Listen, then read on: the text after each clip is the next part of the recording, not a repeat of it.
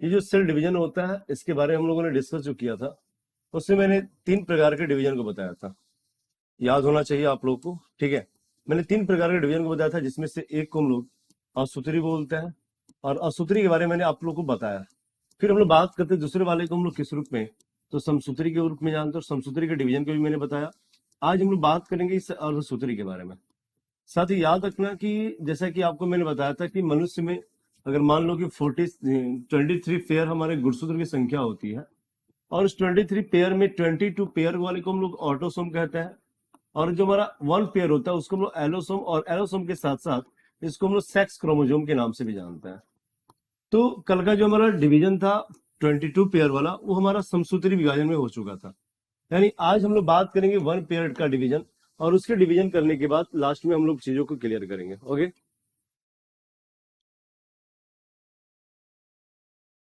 एक बार सभी साथी कमेंट करेंगे वीडियो और ऑडियो ऑल क्लियर है। एक बार सभी साथी कमेंट करेंगे वीडियो ऑडियो ऑल क्लियर है। एक बार थंब करेंगे सभी लोग।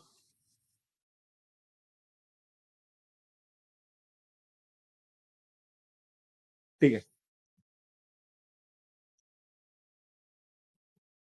ओके डॉली।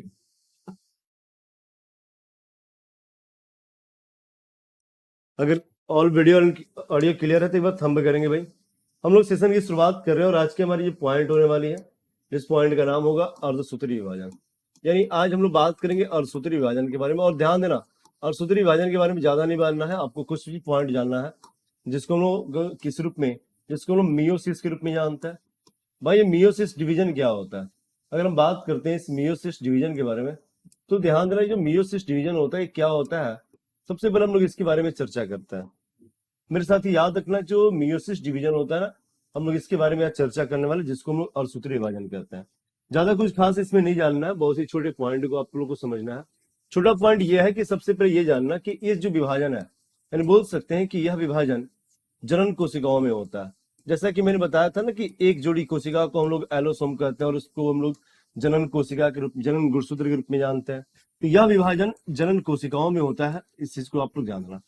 यह विभाजन किस में होता है भाई? तो जनन कोशिकाओं में होता है। जनन कोशिकाओं में होता है, जनन कोशिकाओं में होता है, इस बात को आप लोग याद रखना।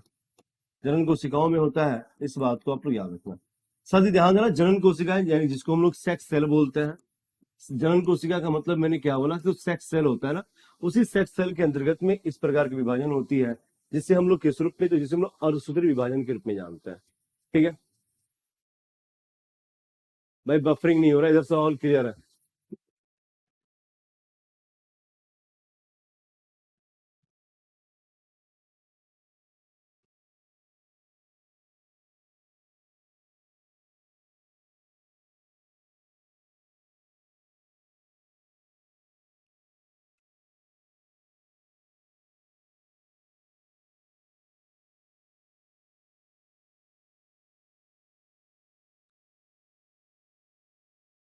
सच में क्लास रुक गया है, फिर ऑल क्लियर है? एक बार सभी लोग कमेंट करना था भाई, एक बार सभी साथी कमेंट करेंगे।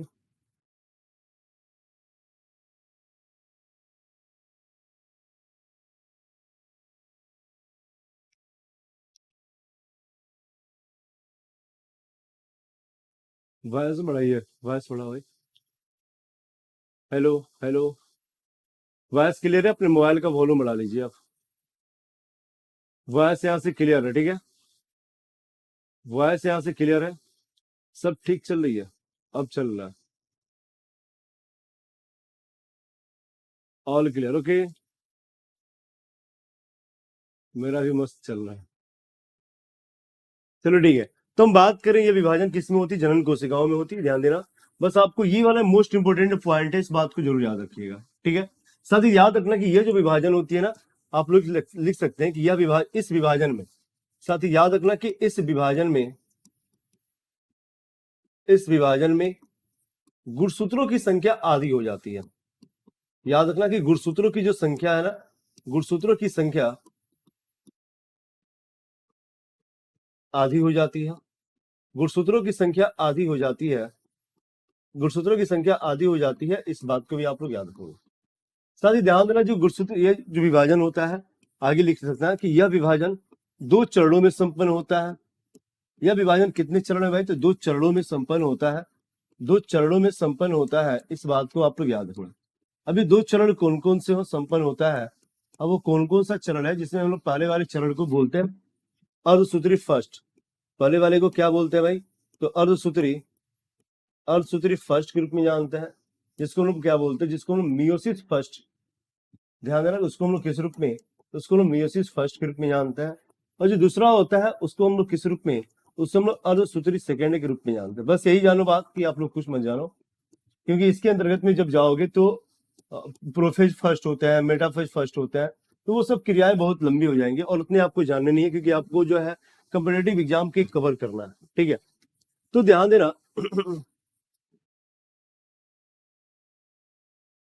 तो ये जो कहानियां हम बात कर रहे हैं, हम लोग मियोसिस के बारे में बात कर रहे थे, हमारा अर्धसूत्री विभाजन क्या होता है, तो आप लोगों ने बस इतना ही जानो, उसके अलावा कुछ जानने की जरूरत आपको नहीं है। ठीक है, तो ये हमारे अर्धसूत्री विभाजन के बारे में बात था, और इसी के साथ हमारे जो चैप्टर होता है ना वो कवर होता है, पूरे के पूरे चैप्टर हमारे क्लियर हो गया है।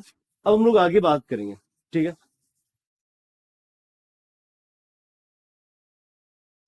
अब हम लोग की अगली कहानी होगी, और अगली कहानी हम लोग बात करेंगे, अगले चैप्टर की शुरुआत करते हैं, जिसका आज का टॉपिक भी आप लोगों के सामने होगा। उस टॉपिक को हम लोग किस रूप में? तो याद रखना, डाइजेस्टिव सिस्टम यानी पाचन तंत्र के रूप में जानते हैं।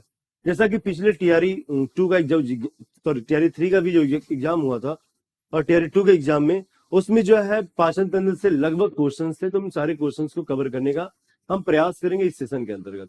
ठीक है, तो आप लोग जो है यहाँ तक नोट कर लिए होंगे आई होप, और आप लोगों ने नोट कर लिया तो एक बार सभी लोग डन करेंगे, एक बार सभी लोग डन करेंगे, एक बार सभी लोग जितने लोग सेशन को ज्वाइन किए ना, ठीक है, सभी लोग एक बार डन करेंगे।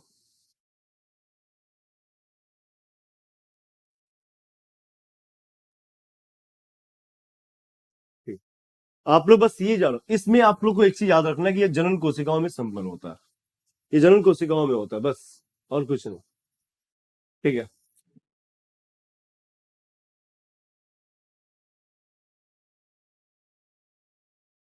चलो डन हो गया, वेरी गुड।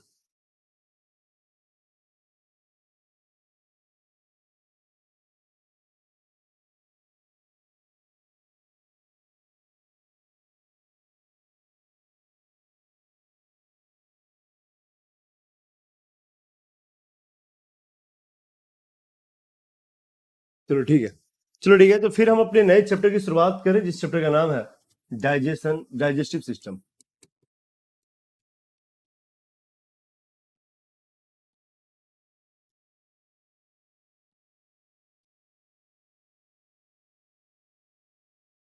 पाचन तंत्र, भाई पाचन तंत्र होता क्या है थोड़ा इसके बारे में हम लोग समझेंगे, और ध्यान पूर्वक समझिएगा, बहुत सारी बातें इसमें होने वाली है। ठीक है,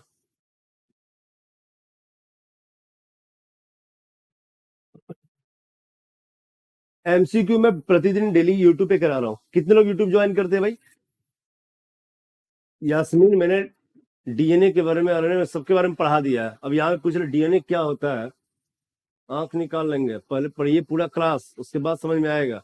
ठीक है, बीच बीच में आप ब्रेक कर देती हैं, या फिर कोई भी हो। डीएनए क्या होता है सर? डीएनए के बारे में मैंने बहुत अच्छी तरीके से बताया कि एक प्रकार का न्यूक्लिक अम्ल होता है, जो हमारे शरीर से अनुवांशिक, यानी हमारे शरीर से जो अनुवांशिक गुण होते हैं ना, हमारे बच्चों में डालता है। ठीक है, जो हमारे गुण है, कि मान लो कि हम पप्पा है, किसी बच्चे का है नहीं, बस मान लेना है, ठीक है नहीं, तो मान लो कि हम किसी के पप्पा हैं, तो उसमें हमारे कुछ गुण होंगे, क्योंकि उनमें हमारा डीएनए गया होता है। ओके, चलो हम बात कर रहे हैं यहाँ पे पाचन तंत्र के बारे में, डाइजेस्टिव सिस्टम के बारे में। ठीक है,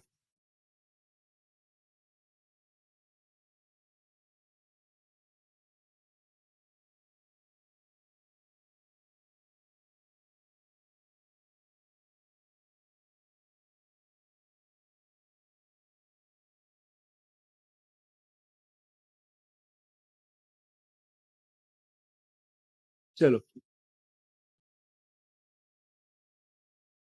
तो हम लोग अपने सेशन की शुरुआत, भाई डाइजेशन क्या होता है?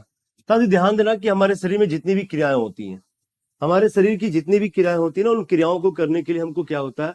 तो हमें जो है ऊर्जा की जरूरत होती है। और ऊर्जा कैसे मिलेगा? साथ ही ध्यान देना, आपको जन्मे करते हैं, है कि नहीं? आप तो जन्मे करते हैं, खैर कोई बात नहीं। तो साथ ही ध्यान देना, हमने क्या बोला कि हमने बात किया कि अगर हम लोग शरीर की जितनी भी क्रियाएं होती हैं उन सभी क्रियाओं के लिए हम अगर बात करें तो उन सभी क्रियाओं के लिए क्या होता है, तो वहां पर हमें ऊर्जा की जरूरत होती है। यहां तक कि चलने फिरने, दौड़ने, गाने, नाचने, किसी भी क्रियाओं को करने के लिए हमें शरीर में ऊर्जाओं की जरूरत होती है। इस चीज को आप लोग ध्यान देना। उसके बाद हम बात करते हैं साथी कि उन क्रियाओं के यानी उन ऊर्जा को पूर्ति करने के लिए हम लोग क्या करते हैं, तो पोषण को धारण करते हैं, भोजन को धारण करते हैं।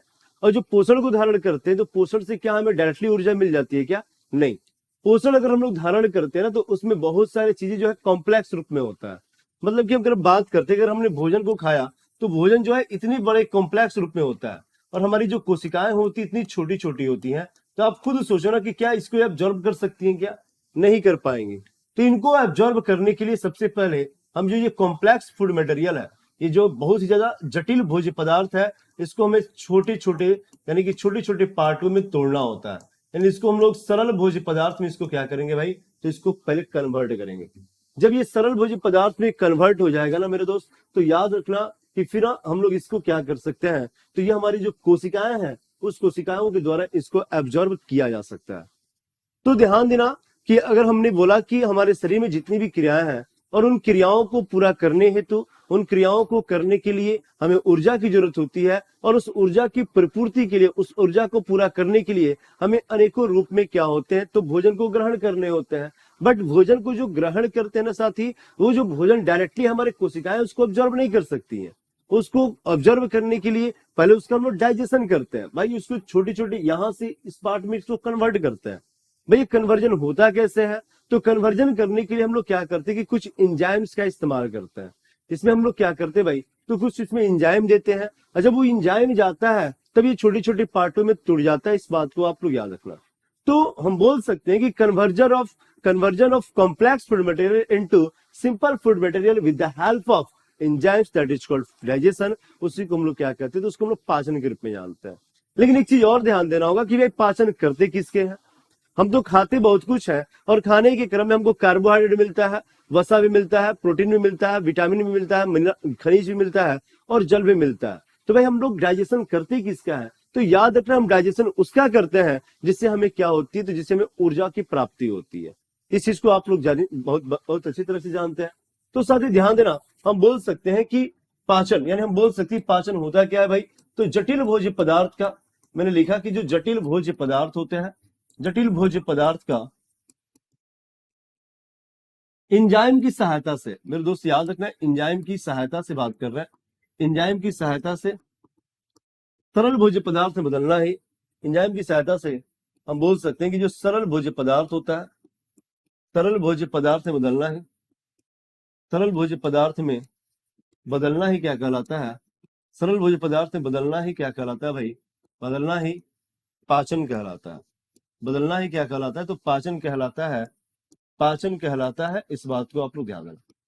मेरे कहने का मतलब है कि जो कॉम्प्लेक्स फूड मटेरियल है, मान लो कि मैंने क्या किया कि इतनी बड़े फूड मटेरियल को हम लोगों ने खाया, तो क्या हमारी कोशिकाएं, मैंने अभी जस्ट समझाया ना इस चीज को कि क्या हमने इतनी बड़ी फूड मटेरियल को मैंने खाया, तो क्या हमारी कोशिकाएं जो कि बहुत ही छोटी छोटी होती है, ये इसको एब्जॉर्ब कर सकती हैं क्या? नहीं कर सकती है। इसको एब्जॉर्ब करने के लिए पहले हम लोग इसको क्या करेंगे, तो छोटे छोटे छोटे छोटे छोटे छोटे छोटे छोटे बांटों में तोड़ने का काम करेंगे। और ये जो कन्वर्जन होता है ना, किसकी सहायता से होता है, तो एंजाइम की सहायता से होता है। और इसी को हम लोग क्या कहते हैं, तो इसी प्रक्रिया को हम लोग, यानी इसी प्रक्रिया को हम लोग पाचन के नाम से जानते हैं। मेरे साथ ही याद रखना कि ये हमारी पाचन की प्रक्रिया होती है। लेकिन अभी जस्ट मैंने बताया कि पाचन करते किसको है, पाचन करते किसको है। अगर इसके बारे में बात करते हैं तो पाचन हम उसका करते हैं जिससे हमें क्या होती है, तो जिससे हमें ऊर्जाओं की प्राप्ति होती है। ध्यान देना साथी, अगर आप बात करते हैं एंजाइम क्या होता है, तो एंजाइम एक प्रकार का बायोकैटलिस्ट, एक प्रकार का केमिकल है।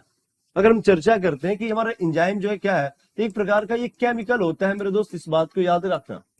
जैसे हम बात करते हैं कि हमारे, अगर मान लो कि कोई, अगर आप केमिकल रिएक्शन कर रहे हो ना, कोई भी रासायनिक अभिक्रिया कर रहे हो, तो उस रासायनिक अभिक्रियाओं को सुचारू तरीके से चलाने के लिए हम लोग क्या करते हैं कि वहां पर उसमें कुछ उत्प्रेरक का इस्तेमाल करते हैं, कुछ उस उत्प्रेरक का इस्तेमाल करते हैं।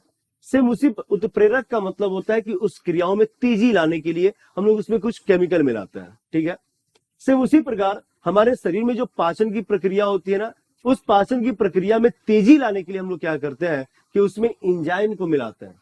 भाई एंजाइम मिलाते हैं तो यानी कि एंजाइम भी एक प्रकार के हमारी जो भी क्रियाएं हो रही है पाचन की उसमें मदद कर रहा है, उसको अच्छे से चला रहा है। इट मीन्स ये कि हमारा एंजाइम एक प्रकार का जैव उत्प्रेरक है, यानी हम बोल सकते हैं कि यह एक प्रकार का क्या है भाई, तो एंजाइम एक प्रकार का जैव उत्प्रेरक होता है। जैव उत्प्रेरक होता है जिसको हम लोग बायो कैटलिस्ट के रूप में जानते हैं, जिसको इंग्लिश में क्या बोलते हैं तो बायो कैटलिस्ट के रूप में जानते हैं, और ये हमारे पाचन की क्रियाओं को तेजी लाने का काम करता है। इस बात को आप लोग ध्यान देना। तो आप लोगों ने देखा यहाँ पर डाइजेस्टिव सिस्टम, डाइजेशन के बारे में कि डाइजेशन होता क्या है। मैंने बस यही बोला कि जटिल भोज्य पदार्थ का एंजाइम की सहायता से सरल भोज्य पदार्थ में बदलना ही पाचन कहलाता है। इंग्लिश में इसको बोल सकते हैं कि conversion of complex food material into simple food material with the help of enzymes, that is called digestion. इस बात को आप लोग याद रखना, ठीक है। समझ में आ रही बातें? आप तो जनवे करते हैं सब बातें कैसे कैसे क्या होता है कि नहीं? तो ध्यान देना, आप तो जनवे करते हैं कि मैं यूट्यूब पे भी वैसे ही पढ़ाता हूँ और यहाँ पे वैसे ही पढ़ा रहा हूँ। ओके, अगर आपको कोई डाउट होगा मेरे दोस्त, उम्मीद करते हैं कि डाउट तो नहीं होना चाहिए, ठीक है, और उम्मीद करता हूँ कि आपको कोई डाउट तो नहीं होना चाहिए, तो सारी चीजें क्लियर होती जाएंगी और हम बातों को आगे बढ़ा रहे हैं। मैंने बोला कि भाई, हमने बोला ये इंजाइम लिखे हुए हैं, इंजाइम, हमने बोला कि ये जो प्रक्रियाएं हो रही हैं उसमें हम लोग डाइजेशन किसका करेंगे, हम पाचन किसका करेंगे। तो याद रखना कि पाचन उनका करते हैं ना जो को जिससे हमें क्या होती है भाई, तो जिससे हमें ऊर्जा की प्राप्ति होती है, ठीक है। अब यहाँ पे हमारी जो चर्चाएं होंगी इस बात को ध्यान देना। मैंने बोला कि अगर हम लोग भोज्य पदार्थ खाते हैं तो इस भोज्य पदार्थ में क्या क्या होता है भाई, इस भोज्य पदार्थ से बात करते हैं तो इसमें याद रखना कि इस भोज्य पदार्थ में हमारे कार्बोहाइड्रेट भी होता है,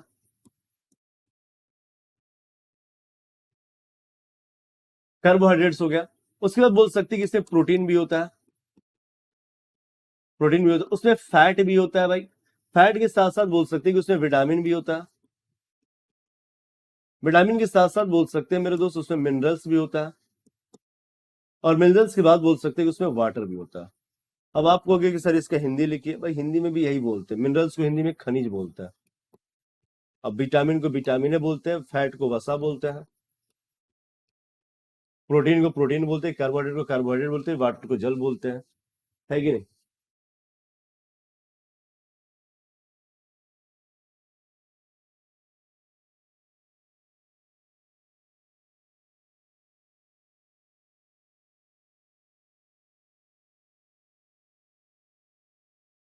अच्छा ठीक है स्नेहा कुमारी, पढ़ाई कर लो भाई।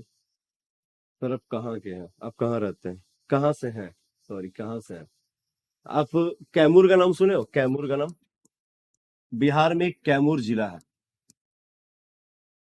बिहार में कैमूर जिला है जो हमारे लगभग यूपी से सटा हुआ जिला है, और उसी कैमूर जिला में एक शहर है जिसका जो बोल सकते हैं कैमूर जिला का मुख्यालय है, जिसका नाम है भभुआ। जिसका क्या नाम है भाई, जिसको हम लोग भभुआ के नाम से जानते हैं। और उसी भभुआ शहर में, वही सी भभुआ शहर, पूरे टाउन की बात कर रहे हैं, उसी भभुआ शहर के जो वार्ड नंबर क्या है भाई, तो वार्ड नंबर 11, वार्ड नंबर 11 में मेरा घर है और मैं वहीं का रहने वाला हूँ, ठीक है। मैंने पूरा एड्रेस को दे दिया है, ठीक है ना? सेमाराज, सेमानाज।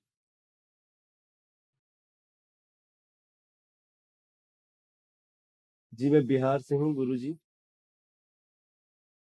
अच्छा, आप वहीं से हो? बबुआ नहीं भभुआ, बबुआ बोल रही हाँ, मार देंगे ना, हमारे घर आएंगे। ए भाई मेरे घर आके क्या करोगे यार? नहीं नहीं आना है? हाँ बिल्कुल।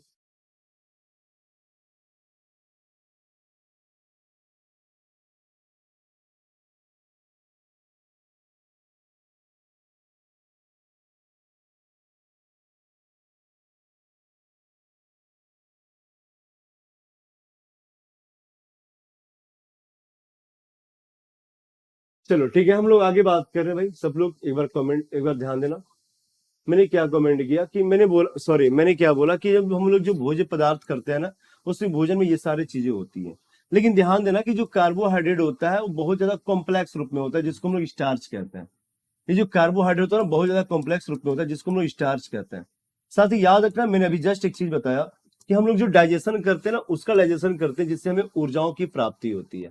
तो याद रखना इससे हमें क्या होता है, तो इससे हमें ऊर्जा मिलती है। इन सबसे हमें क्या होता है, तो ऊर्जा मिलती है। इस बात को आप लोग याद रखना।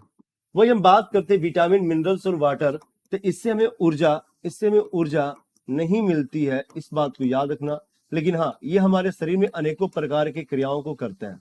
इससे ऊर्जा नहीं मिलती है, लेकिन ये हमारे शरीर में अनेकों प्रकार की क्रियाओं को करते हैं। जैसे विटामिन के बारे में बात कर रहे हैं, विटामिन हमारे शरीर में रोग प्रतिरोधक क्षमताओं को बढ़ाने का काम करता है।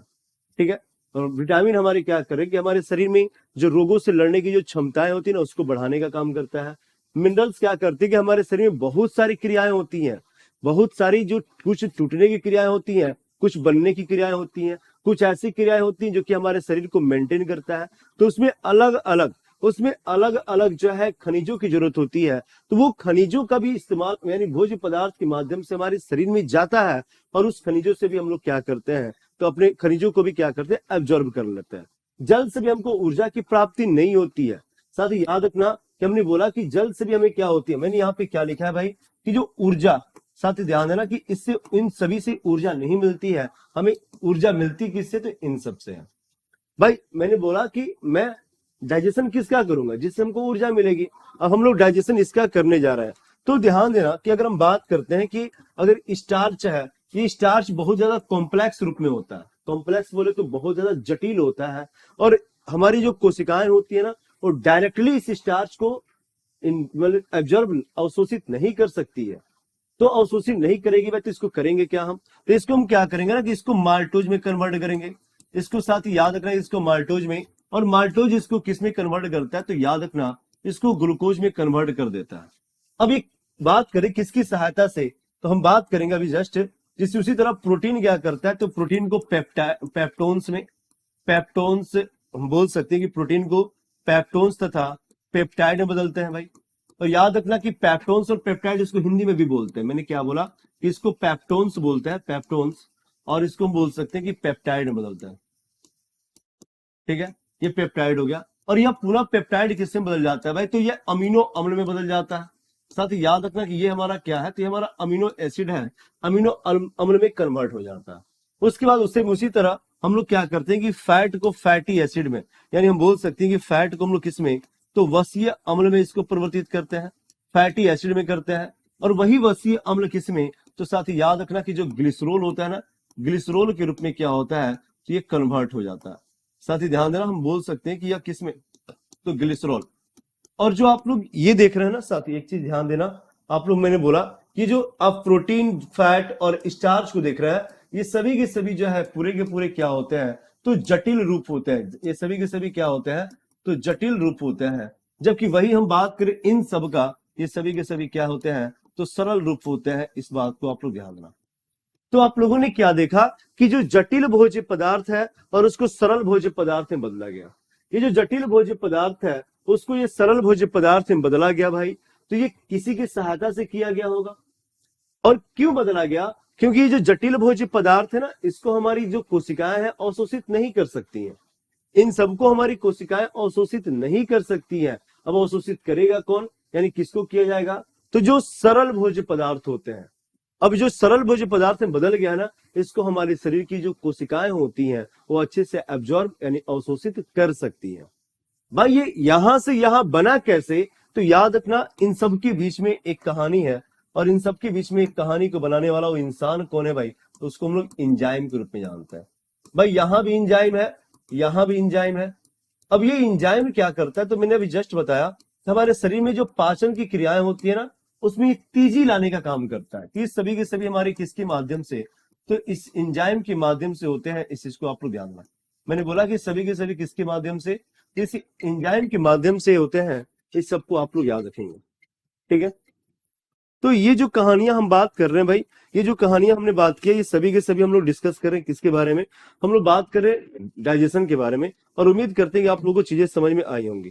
ठीक है, तो यहां पर हम लोगों ने डाइजेशन को देखा। और डाइजेशन किसका करते हैं भाई, तो जिससे हमें ऊर्जा मिलती है। डाइजेशन किसका करते हैं, तो जिससे हमें क्या होती है, तो ऊर्जा मिलती है। इस बात को आप लोग ध्यान देना। और यहां पर हम लोगों ने जटिल भोज्य पदार्थ को सरल भोज्य पदार्थ में बदल दिया है, किसके सहायता से? तो एंजाइम की सहायता से। ठीक है, यहां तक बातें क्लियर है? यहां तक बातें क्लियर है?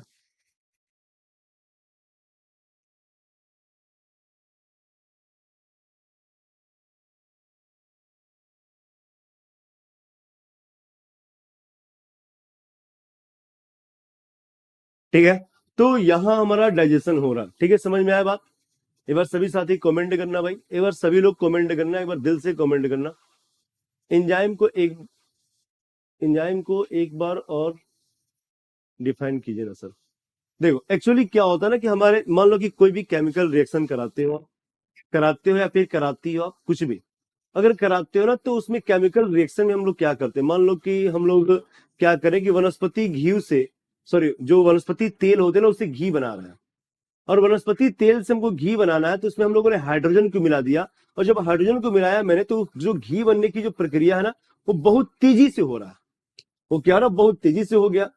बनने को तो बन रहा था, धीरे धीरे बनता, लेकिन जैसे हम लोगों ने उसमें हाइड्रोजन को मिलाया तो बहुत तेजी से हो गया। ठीक है, तो वहां पर हमारा हाइड्रोजन जो है एक प्रकार के उत्प्रेरक के रूप में काम किया। एक प्रकार के उत्प्रेरक का मतलब ये होता है किसी भी काम में तेजी लाना।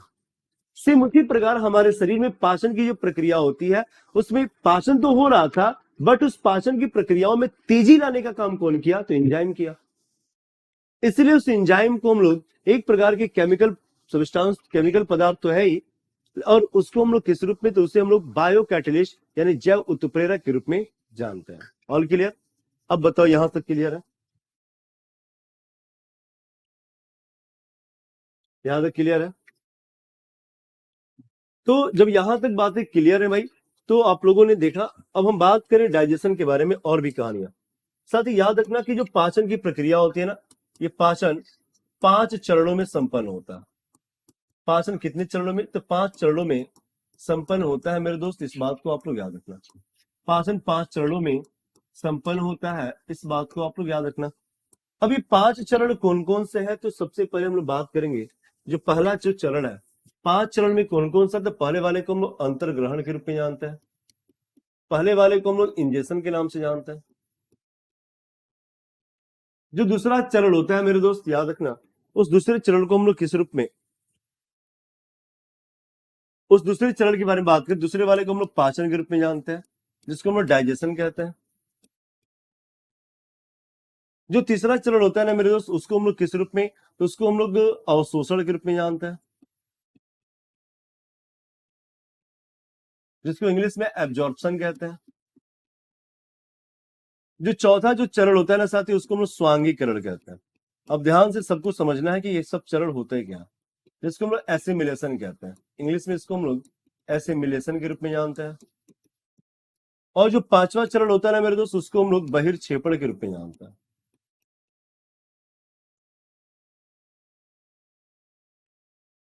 बहिर्क्षेपण, जिसको हम लोग इजेक्शन के नाम से जानते हैं।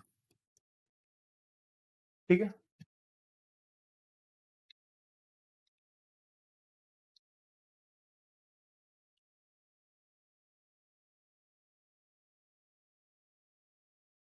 नहीं होगा बीना कुमारी, नहीं होगा।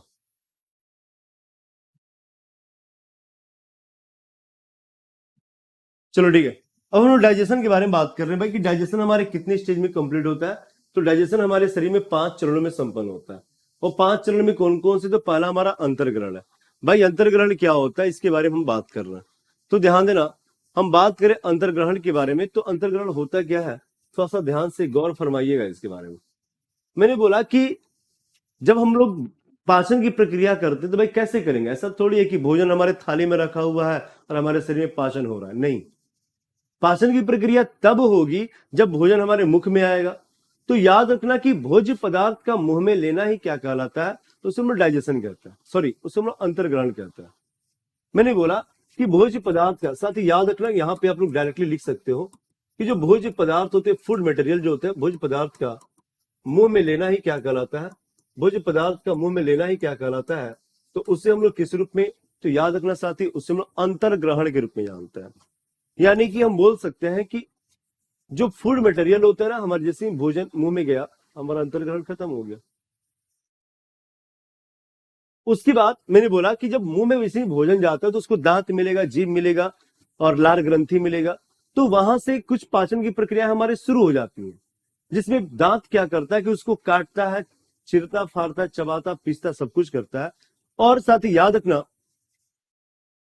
और उसको क्या करता है कि उसमें हमारी जीभ सहायता करती है, और लार ग्रंथि के द्वारा कुछ लार का स्रावन होता है। और लार क्या होता है कि कुछ अपने हमारे जो भोजन होते हैं ना, उसको अम्लीय बनाता है, और उस भोजन के अंतर्गत में पाए जाने वाले जो स्टार्च की मात्रा होती है, जो मंड की मात्रा होती है, उसका डाइजेशन कर जाता है।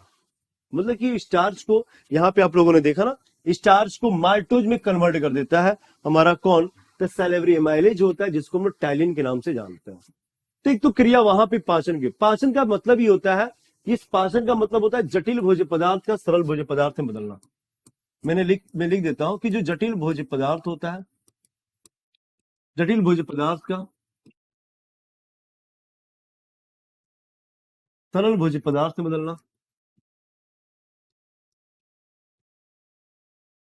सरल भोज्य पदार्थ में बदलना, याद रखना कि उसी को हम लोग किस रूप में, तो उससे हम लोग क्या क्या होते हैं भाई, उससे हम लोग डाइजेशन के नाम से जानते हैं। ठीक है, समझ में आ रही है। उसके बाद भाई हम लोग डाइजेशन करते क्यों है, हम लोग खाना खाते क्यों है, ताकि हमको ऊर्जा मिले। और ऊर्जा कैसे मिलेगी, जब हम लोग उसका पाचन करेंगे, और पाचन करके एज चीज निकाल देंगे तो कुछ होगी नहीं। तो क्या होता है ना कि उसका अवशोषण किया जाता है। कहां से, तो छोटी आंत की दीवारों से। किसके रूप में, तो बहुत ही ज्यादा सिंपल, यानी कि हमारा कॉम्प्लेक्स वाला है उसको नहीं कर सकते हैं, जो बहुत ज्यादा सिंपल होगा ना, ये उसका हम लोग क्या करेंगे, उसका अवशोषण करेंगे। तो याद रखना, हम बोल सकते हैं कि हमारी जो पोषक तत्वों का अवशोषण करना ही, पोषक तत्वों का लेना ही क्या कहलाता है, तो अवशोषण कहलाता है। तो याद रखना, यहां पे हम लोग लिख सकते हैं ना कि पोषक तत्वों को धारण करना, पोषक तत्व को ग्रहण करना, पोषक तत्वों को ग्रहण करना क्या कहलाता है, तो याद रखना उसी को हम लोग किस रूप में, उसे हम लोग अवशोषण के रूप में जानते हैं।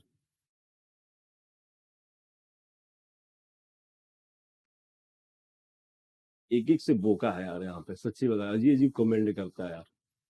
बात अभी लास्ट में यही होगा कि कमेंट को बंद करना होगा, और कमेंट को बंद करके चुपचाप हम पढ़ाने पर ध्यान देंगे। और जल्दी जल्दी मान लो कि एक्चुअली क्या होता है ना, कमेंट को देखने के चक्कर में हमारे टाइम का टेकिंग भी हो जाता है। एक मतलब कि एक टारगेट होता है कि इतने समय में इतनी चीजों को पढ़ाना है, लेकिन एक से बढ़कर एक बोका की वजह से इतनी चीजों को, इतना समय में इतनी चीज को देना मतलब प्रॉब्लम हो जाता है। जिंदगी में कभी पढ़े हो, पाचन उचन के बारे में सुने हो कि नहीं, ये बताओ। जिंदगी में कभी पाचन के बारे में सुने हो कि नहीं, बायोलॉजी का नाम सुने हो कि नहीं कभी, ये बताओ। अगर सुने होगे और इसके बारे में पढ़े होगे ना, तो कहीं समझ में आने वाला है। जिंदगी में, और नहीं तो फिर कुछ नहीं।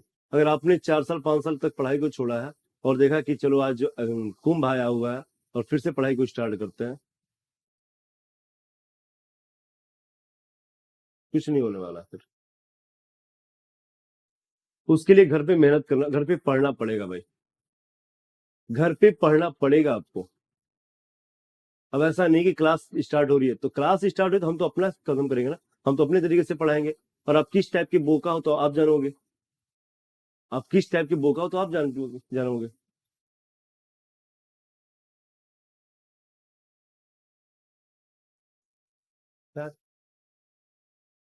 लक्की जी, मैंने यहाँ पर लिखा है ना कि माल्टोज किसमें कन्वर्ट हो रहा है, माल्टोज किसमें कन्वर्ट हो रहा है, लक्की जी यहाँ पे लिखे है ना।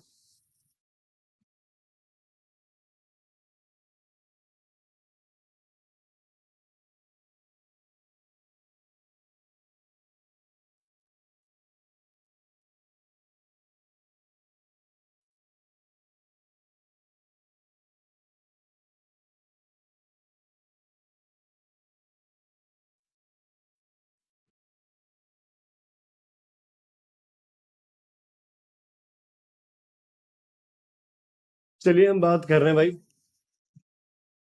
कोई बात नहीं, हम बात करें, हम समझ गए कि क्या है आप लोग। चलो हम बात कर रहे हैं इसके बारे में, पाचन के बारे में। और यकीनन मानो, मैं रियली गारंटी दे रहा हूँ, गारंटी दे रहा हूँ, बोलो तो मैं साइन कर देता हूँ। अगर आप मेरे से साइंस नहीं पढ़ के नहीं समझ पाओगे ना, तो जिंदगी में आप कभी नहीं साइंस पढ़ सकते हो। इसकी गारंटी मैं दे रहा हूँ।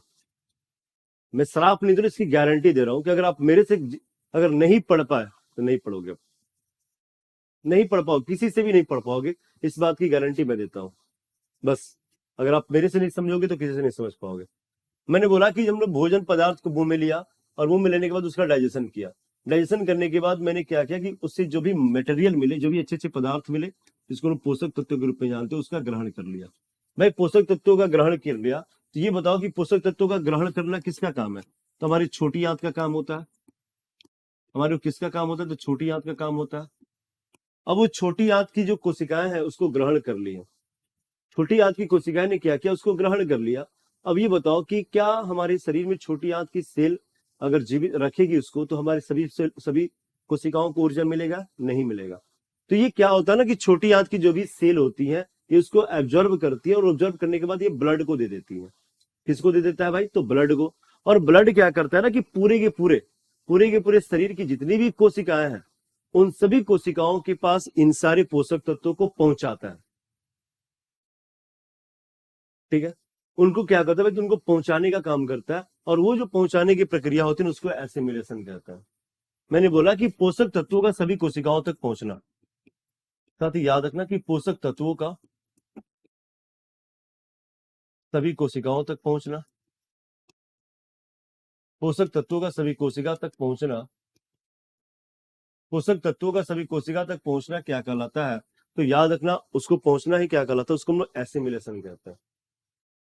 ठीक है, उससे हम लोग किस रूप में, उससे हम लोग एसिमिलेशन के नाम से जानते हैं। उसके बाद बात करते हैं भाई कि बहिर्क्षेपण क्या होता है। मान लो कि जो भी चीज हम लोग खाते हैं, ठीक है, जो भी कुछ हम लोग खाते हैं ना, तो खाने के बाद हमें जो है, ऐसा कुछ नहीं है कि सारा का सारा चीज डाइजेस्ट हो जाता है। मतलब ऐसा नहीं है कि सब कुछ के सब कुछ क्या होते हैं कि पच जाते हैं, नहीं। कुछ ऐसे होते हैं ना जो कि अपचित होते हैं, जो पचने योग्य नहीं होते हैं। तो भाई जो भोज्य पदार्थ हमारे अपचित होते हैं, अनडाइजेस्टेड होते हैं ना, उनको शरीर से बाहर निकालना होता है। मैं बताऊंगा कि कैसे कैसे बाहर निकलेगा, डोंट वरी। मैं सारी चीजों को क्लियर करूंगा जब हम लोग एक एक तो ऑर्गन पढ़ेंगे। तो मेरे साथ ही याद रखना, हमने बोला कि जो अपचित भोज्य पदार्थ का, यहां भी बात करते हैं कि अपचित भोज्य पदार्थ का,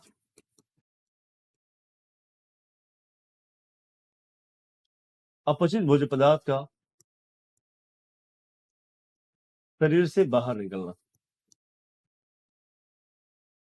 अपचित भोज्य पदार्थ का शरीर से बाहर निकलना, ये क्या कहलाता है? तो उसी को हम लोग बहिर्क्षेपण के रूप में, यानी उसे हम लोग किस रूप में, ठीक है, उससे हम लोग किस रूप में, तो ध्यान देना, उससे हम लोग बहिर्क्षेपण के रूप में जानते हैं। तो इस चीज को ध्यान देना, ये हमारे अलग अलग स्टेज होते हैं, और इन्हीं स्टेज में हमारे पूरे के पूरे डाइजेशन कंप्लीट होती है। मैं फिगर में आप लोगों को समझा देता हूँ कि डाइजेशन हमारी कहाँ से शुरू होती है और उसमें कौन कौन से अंग शामिल होते हैं। एक बार ध्यान से सुनिएगा, ठीक है। हाँ, उत्सर्जन, ये हम लोगों ने बोला कि अपचित भोज्य पदार्थ का शरीर से बाहर निकलना ही क्या कहलाता है? उसे हम लोग इजेक्शन के रूप में, उसे बहिर्क्षेपण के रूप में जानते हैं।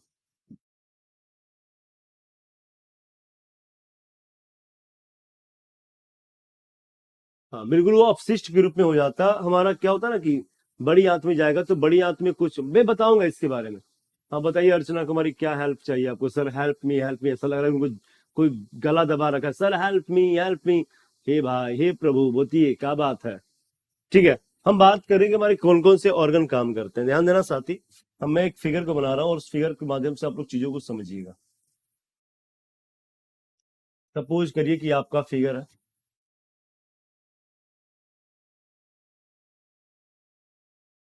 ठीक है, और ये है गुलाबी आंखें, गुलाबी आंखें, दिख रहा है ना ये फिगर? चलो एक फिगर मैंने बनाया, और यहां से हम लोग बात कर रहे हैं भाई कि मान लो कि यहां से हमारी भोजन की प्रक्रिया, यानी भोजन से हमारा यहां से एंट्री करता है, और यहां से मुख से एंट्री करता है, और मुख से एंट्री करने के बाद हमारी भोजन जो है, सबसे पहले आती है यहाँ पर एक नली है, एक अंग है, जिस अंग को हम लोग क्या कहते हैं? ग्रसनी कहते हैं। उस ग्रसनी के बाद ये आगे जो है, आगे की तरफ बढ़ती है, जिसको हम लोग ग्रास नली कहते हैं। और ग्रास नली आगे जाकर किसके रूप में, तो ये जो है अमाशय के अंतर्गत में खुल जाता है, पेट में खुल जाता है। मेरे साथ ही याद रखना कि पेट में खुलने के बाद ये जो अंग है हमारा कुछ इस प्रकार से एक अंग है जिसको हम लोग छोटी आंत कहते हैं, और वो वही छोटी आंत क्या होती है भाई, तो वो जो है बड़ी आंत के रूप में से खुल जाता है।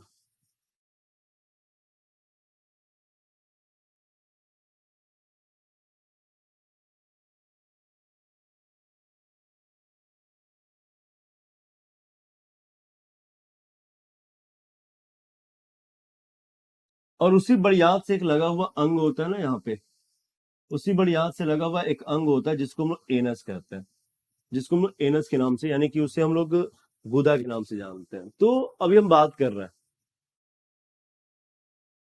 ठीक है।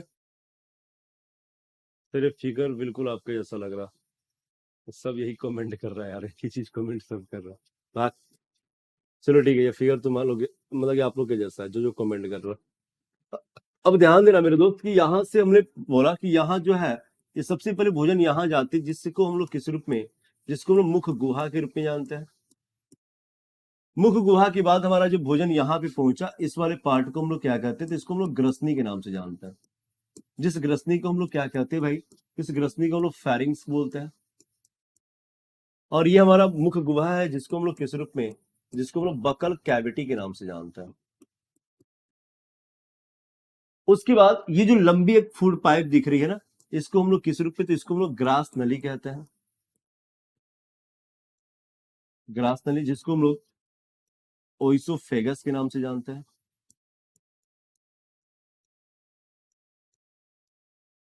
उसके बाद ये जो आप अंग देख रहे हैं इसको हम लोग अमाशय के नाम से अमाशय कहते हैं। ये हमारा कौन सा अंग है भाई, तो ये हमारा अमाशय है जिसको हम लोग स्टोमक के रूप में जानते हैं।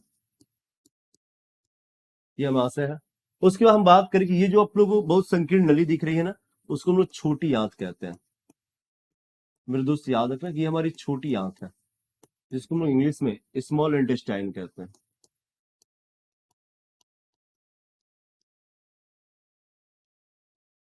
स्मॉल इंटेस्टाइन है। और ये जो बड़ी एक नली दिख रही है ना, उसको हम लोग किस रूप में, जिसको हम लोग बड़ी आंत के रूप में जानते हैं, जिसको हम लोग क्या कहते हैं, बड़ी आंत यानी कि लार्ज इंटेस्टाइन के नाम से जानते हैं।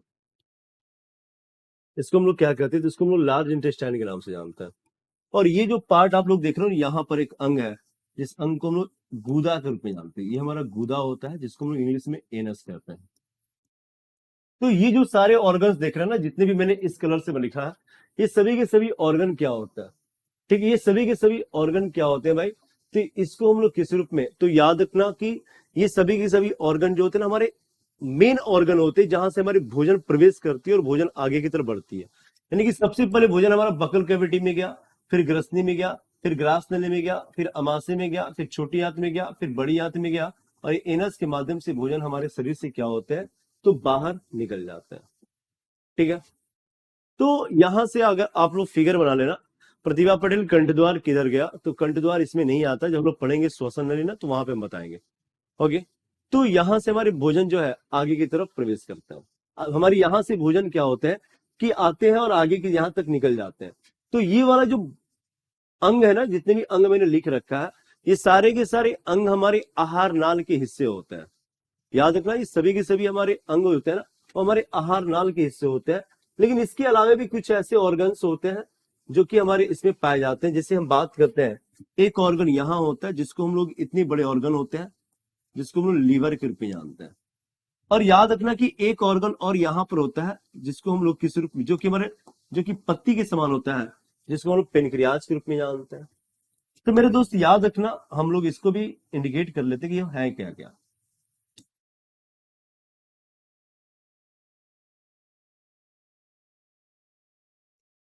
तो ध्यान देना, ये वाला जो ऑर्गन है ना, इसको हम लोग यकृत के रूप में जानते हैं। यकृत यानी कि हमारा लीवर है। ये जो ऑर्गन देख रहे हैं ना साथी, इस ऑर्गन को हम लोग अग्नाशय कहते हैं, जिसको हम लोग इंग्लिश में पेनक्रियाज के रूप में जानते हैं। उसके बाद एक ग्रंथि यहां पर जो है, एक ग्रंथि पाई जाती है। ये तीनों ग्रंथियां मिलकर इस ग्रंथि को हम लोग किस रूप में, इसको हम लोग लार ग्रंथि के रूप में जानते हैं। लार ग्रंथि होता है जिसको हम लोग सैलिवरी ग्लैंड कहते हैं,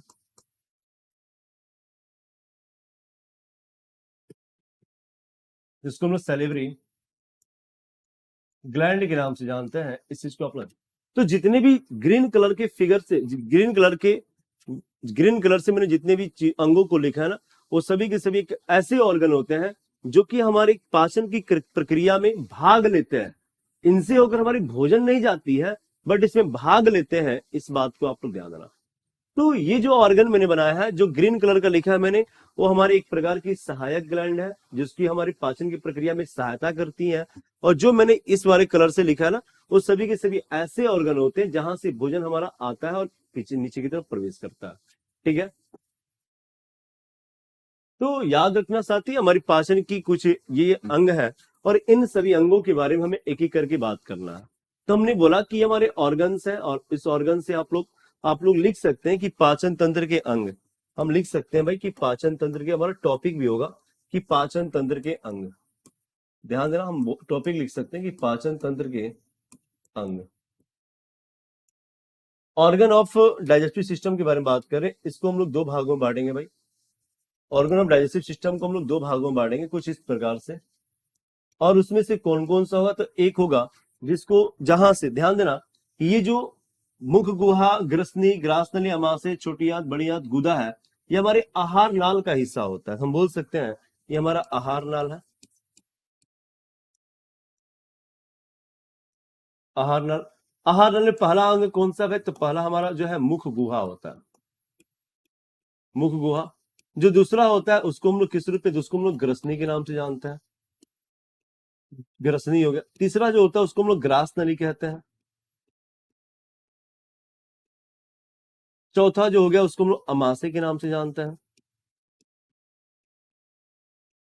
जो पांचवा हो गया उसको हम लोग छोटी आंत के नाम से जानते हैं। जो छठा हो गया उसको हम लोग बड़ी आंत के नाम से जानते हैं।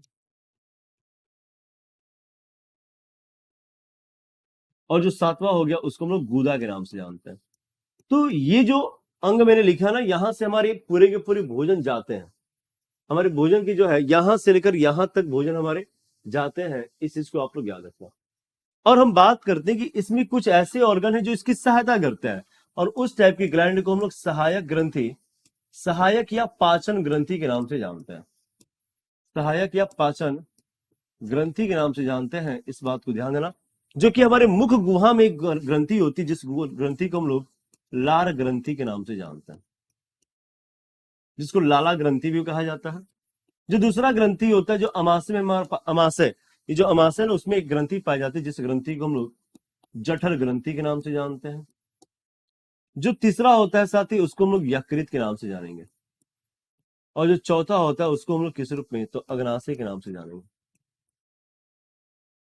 आपको मैं बता देता हूं कि जितने भी ऑर्गन को मैंने लिखा है ना, जितने भी ऑर्गन को मैंने लिखा है, ये सारे ऑर्गन मिलकर हमारे शरीर में एक सिस्टम को तैयार करते हैं, एक तंत्र को बनाते हैं, जिस तंत्र को हम लोग क्या कहते हैं, तो उसी को हम लोग पाचन तंत्र के नाम से जानते हैं।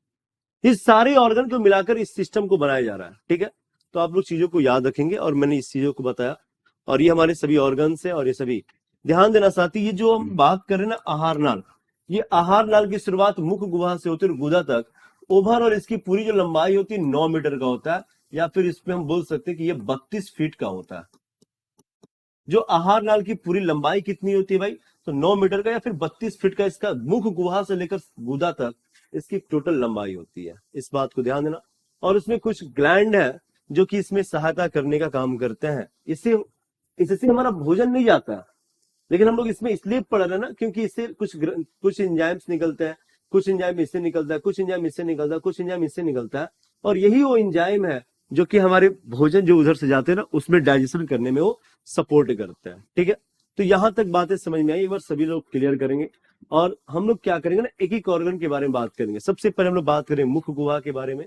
तो मुख गुहा में हम लोग क्या क्या पढ़ने वाले हैं भाई, तो दांत पढ़ेंगे, जीभ पढ़ेंगे, और उसी में लार ग्रंथि होती है, तो लार ग्रंथि को पढ़ेंगे। बाय फिगर को हम लोग चीजों को पढ़ते जाएंगे। ठीक है, अब एक बार सभी लोग कमेंट करना यहां तक जो भी चीजों को हम लोगों ने पढ़ा। All clear, is it clear?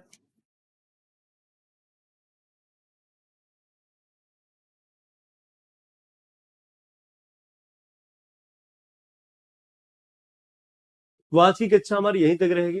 Ram ji मंडल पूछ रहे कि भोजन किस नली में फंसने से हिचकिया। वो हमारी श्वास नली की कहानियां हैं मेरे दोस्त।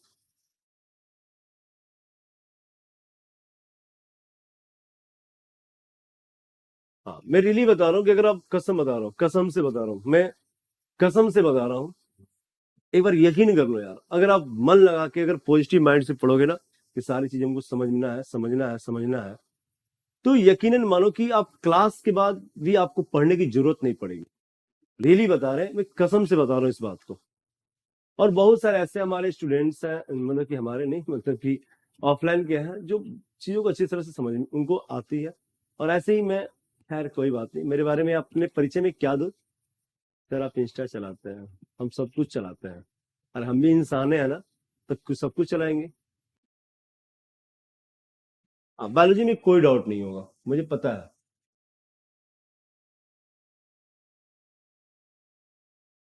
अच्छा, मेरे साथ पढ़ते तो टाइम का पता नहीं चलता। नहीं नहीं, बल्टी सिंह ये थोड़ा बच्चों में कम होता।